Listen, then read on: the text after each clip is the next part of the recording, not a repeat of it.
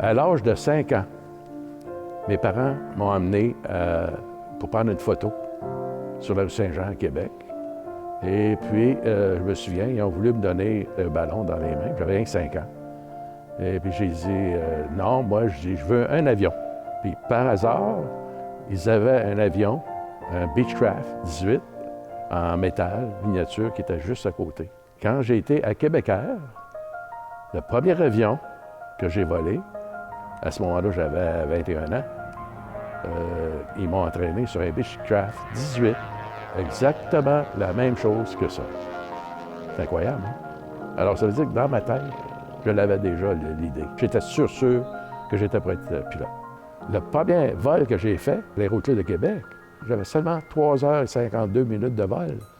Et quand je suis arrivé pour atterrir, je me souviens que je chantais à bord de l'avion. J'étais tellement heureux, c'est pas possible. À l'âge de 25 ans, je suis devenu capitaine sur DC-3. J'ai été 25 ans à Québec Air. J'ai été le premier pilote à être engagé à Air Alliance. J'ai volé à peu près toutes les sortes d'avions qu'il y avait, DC-3. Donc j'ai 6 000 heures de vol, le F-27, DC-4 et DC-6. J'ai passé le cours sur la BAC 111 et puis j'ai eu 3500 heures sur le Boeing 707. J'étais un bout de temps aussi sur un canso, dans les premiers temps de Québec Air, à Shefferville. Et après Québec Air, j'ai été chef pilote.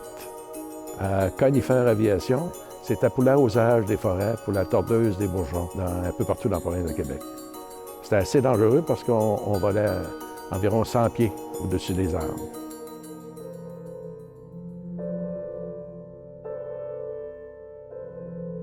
C'était un envolé que j'ai fait de Montréal à Sainte-Lucie-dans-Carribe. J'ai été à bord de l'avion, on a fait toutes les vérifications nécessaires. Et puis en approchant de Sainte-Lucie, à environ 80 pieds de terre, tout allait normalement.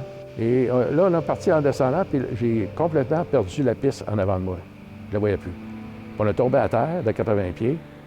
Et en touchant terre, l'avion est remonté dans les airs, à environ 45 pieds. Et puis là, j'ai repris, j'ai dit au copilote, je reprends les contrôles. J'ai regardé ce qui restait de la piste, puis tout ça. Puis moi, ce que je ne savais pas, j'ai dit, peut-être qu'il y a peut-être un moteur qui a touché à terre, je ne sais pas. Je ne voulais pas remonter en haut. Alors, l'avion est retombé, les roues d'en avant ont arraché complètement, à 175 000 à l'heure. Puis on a fait 2000 pieds sur le nez, ce qui était 24 secondes. Je sentais que l'avion partait un petit peu de côté. Alors j'ai réussi à le ramener, mais à un angle de 70 degrés. On a fait l'évacuation le plus vite possible. Alors la seule porte qui restait pour l'évacuation pour 181 passagers et 9 membres d'équipage, c'est par la première porte en avant. Puis une fois que ça a été fait, j'ai dit à l'ingénieur de vol, on va aller en arrière de l'avion. Tu vas prendre un côté de l'avion, moi je vais prendre l'autre côté, puis on va regarder pour pas qu'il y ait personne entre les sièges. Mais en revenant, dans le milieu de l'allée, entre les sièges des passagers, il y avait 2 roues d'avion qui étaient là, à travers le plancher. Alors j'ai passé par-dessus les roues, je n'en revenais pas, je ne croyais pas de mes yeux, bien c'était ça. Là j'ai été en avant, j'ai dit à l'ingénieur de vol, tu sors, et je sors après toi. J'ai sorti, et puis il n'y a pas eu de mort, il n'y a pas eu de blessés. Et puis ça s'est réglé comme ça. Je ne veux pas me vanter, c'est sûr, là, mais j'ai réussi à sauver tout le monde à bord. Et puis, c'est l'expérience.